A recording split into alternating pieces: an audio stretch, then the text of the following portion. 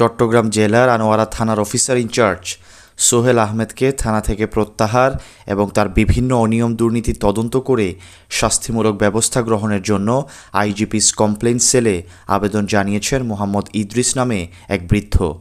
পেশায় একজন ইলেকট্রিশিয়ান মোহাম্মদ ইদ্রিস আনোয়ারা উপজেলার ঝিউরি গ্রামের মৃত সিদ্দিক আহমেদের পুত্র।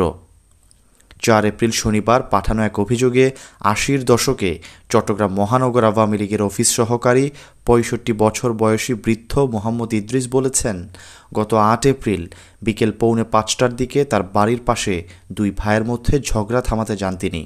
এ সময় এক পক্ষ তাকে বেদম মারধর করে এক পর্যায়ে মাথা ফাটিয়ে রক্তাক্ত করেন। তার আর্তচিৎকারে পুত্র আশরাফুল ইসলাম মুন্না এগিয়ে এলে তাকেও মারধর করে চোখে জখম করা হয়। এ ব্যাপারে ঘটনার পর বিকেল 5:30টায় আরেকবার রাত 11:30টায় থানায় গিয়ে ওসি সোহেল আহমেদের কাছে অনুনয় বিনয় করেন। এ সময় ওসি অশালীন ভাষায় গালমন্দ করতে থাকেন। গালমন্দের এক পর্যায়ে বলেন, শালা বুড়ো, এত রাতে কেন থানায় এসে বিরক্ত করছিস? জবাবে ভুক্তভোগী হামলার শিকার বৃদ্ধ মোহাম্মদ ইদ্রিস পরিবারের সদস্যদের নিরাপত্তাহীনতার বিষয়টি জানালে ওসি সোহেল কিছুদিন পরিবারের সদস্যদের নিয়ে আত্মগোপনে থাক বলে তার কক্ষ থেকে বের হয়ে যেতে বলেন। আহত অবস্থায় আমাদের আনোয়ারা সরকারি মেডিকেল হাসপাতালে ট্রিটমেন্ট নিয়ে আমি আনোয়ারা থানায় যাই, একটা অভিযোগ লিখি। অভিযোগটা আমি ডিউটি অফিসারের হাতে দিই। ডিউটি অফিসার আমাকে রক্তাক্ত অবস্থায় দেখি ওসি স্যারের সামনে নিয়ে যায়। ওসি স্যার আমাকে দেখি অনেক আদর আপ্যায়ন করলো। আর আমি বলছি, স্যার আমি রোজাদার, আমাকে একটা ঠান্ডা পানির বোতল দিলে একটা চকলেট দিল।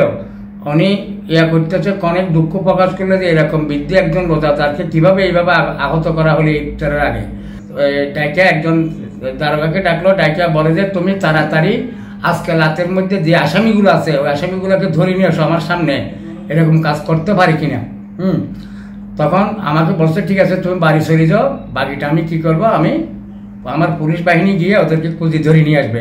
তখন আমি খুশি হয়ে চলে আসি।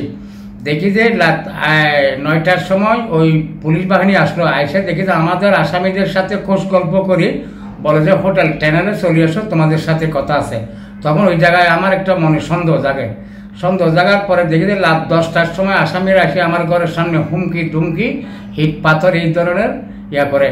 তখন আমি ভয়ে আমাদের পিছনের দরজা দিয়ে পালাইয়া খালপাট দিয়ে আমি করোনা আমাদের বাজারে যাই। এস্তারে বাইসের সহযোগিতা একটা সিএনজি ঠিক করে আমার ছেলেকে নিয়ে আমি রাত 11:30টার সময় থানায় যাই। থানায় যখন আমি ওসি স্যারের সামনে গেছি, আমাকে দেখার সাথে বলে যে শালার বুইরা তোকে বলছিল রেস্টে থাকার জন্য, যেখানে এসেছিস কেন?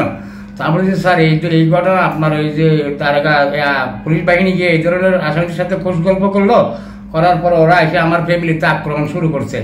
এখন আমি পিছনের দরজা দিয়ে কোনো পালাইয়া চলে আসছি আপনার এখানে। এখন তো স্যার আমার এবং আমার ফ্যামিলির কোনো নিরাপত্তা নাই, আপনি আমার মামলাটাও মনে হয় নিলেন না। হ্যাঁ, বলছো যে তুমি একটা কাজ করো, তোমার ফ্যামিলি নিয়ে তুমি তোমার কোনো আত্মীয় স্বজন বা কোনো একটা দূরে জায়গায় কয়েকদিন নিরাপদ স্থানে যাও, পরে আমি দেখবো।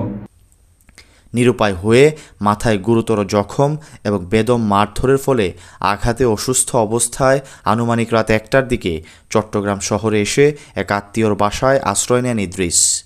পরদিন 9 April Chattogram chief judicial magistrate আদালতে আসামিদের বিরুদ্ধে সিআর মামলা নং 206/2024 দায়ের করেন।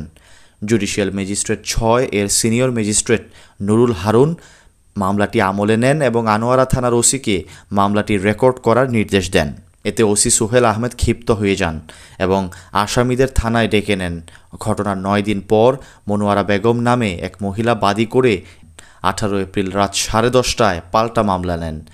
আমি 9 তারিখে আদালতে মামলা করি।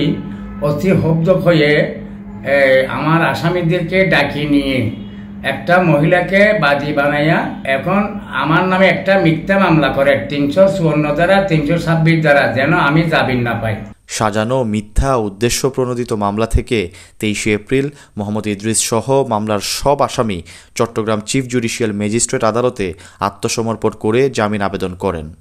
চট্টগ্রাম জেলা আইনজীবী সমিতির সভাপতি সিনিয়র অ্যাডভোকেট নাজিম উদ্দিন, চট্টগ্রাম জেলা আদালতের PP senior advocate Iftekhar Saimum Chowdhury, senior advocate Mohammad Alauddin, advocate Saifuddin Mahmud, advocate Umme Salma Chowdhury সহ একদল আইনজীবী বিজ্ঞ আদালতে আনোয়ারা থানার ওসি সোহেল আহমেদের অনিয়ম দুর্নীতি, তার অপেশাদার আচরণ এবং আর্থিকভাবে লাভবান হয়ে ঘটনার 9 দিন পর পাল্টা মামলাটি গ্রহণ করার দালিলিক প্রমাণ উপস্থাপন করেন।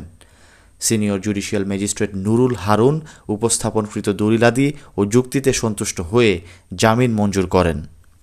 বৃদ্ধ মোহাম্মদ ইদ্রিস তার 2 পুত্রের বিরুদ্ধে আনোয়ারা থানার ওসি সোহেল আহমেদের কারসাজিতে দায়ের করা মামলায় বাদী মনোয়ারা বেগম উল্লেখ করেছেন, তার পরনের শাড়ি খুলে ছিঁড়ে তাকে যৌন নির্যাতন করা হয়েছে। অথচ থানায় দায়ের করা মামলায় যে ছবি যুক্ত করা হয়েছে তাতে মনোয়ারার পরনে রয়েছে মেক্সি। সেই মেক্সিটি বিভিন্ন স্থানে কাঁচি দিয়ে কাটা হয়েছে, টেনে ছেঁড়া হয়েছে তেমন চিহ্ন নেই। তাছাড়া গলার অংশে মেক্সিটি অক্ষত আছে। শুধুমাত্র জামিন অযোগ্য যৌন নিগ্রহের ফৌজদারি দণ্ডবিধি 354 ধারা যুক্ত করার জন্য এমন মিথ্যার আশ্রয় নেওয়া হয়েছে বলে মোহাম্মদ ইদ্রিস অভিযোগ করেন।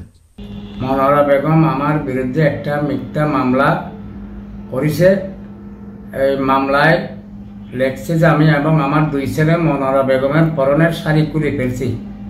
এখন আমি দেখি যে মামলায় যে ছবি যুক্ত করা হয়েছে ওই ছবির মধ্যে মেসকি পরানো। তিনি আরও বলেন, মামলার বাদী মনোয়ারা বেগমের সঙ্গে তার জমি বা বসত ভিটা নিয়ে কোনো বিরোধ নেই। 2 ভাইয়ের মধ্যে ঝগড়া থামাতেই তিনি ঘটনাস্থলে উপস্থিত হয়েছিলেন। পিতা পুত্র একসঙ্গে প্রকাশ্যে কোনো নারীর শ্লীলতাহানির চেষ্টা করতে পারেন কি না এমন প্রশ্নও করেন মিথ্যা মামলার শিকার মোহাম্মদ ইদ্রিস। আইজিপির কমপ্লেন সেলে করা আবেদনে বৃদ্ধ মোহাম্মদ ইদ্রিস অভিযোগ করেন, মিথ্যা মামলায় আদালত থেকে জামিন নিয়েও তিনি শঙ্কামুক্ত হতে পারছেন না, কেননা প্রতিপক্ষ বলে বেড়াচ্ছে এবার ওসি জনাব সোহেল আহমেদকে দিয়ে তার 3 পুত্র আশরাফুল ইসলাম মুন্না, সাইফুল ইসলাম এমরান ও আসিফুল ইসলাম আকিব এবং সাক্ষীদের ইয়াবা মামলা দিয়ে সারা জীবন কারাগারে রাখবে। ওসি সোহেল আহমদ আমি এবং আমার 3 ছেলের নামে মিথ্যা মামলা দিতে পারে, আমি এই বইয়ে পালিয়ে বেড়াচ্ছি। আমি মাননীয় প্রধানমন্ত্রী, মাননীয় স্বরাষ্ট্রমন্ত্রী, মাননীয় আইজিপি মহোদয়ের কাছে আমি আমার নিরাপত্তা চাই। Syed Sakib, BNA news 24।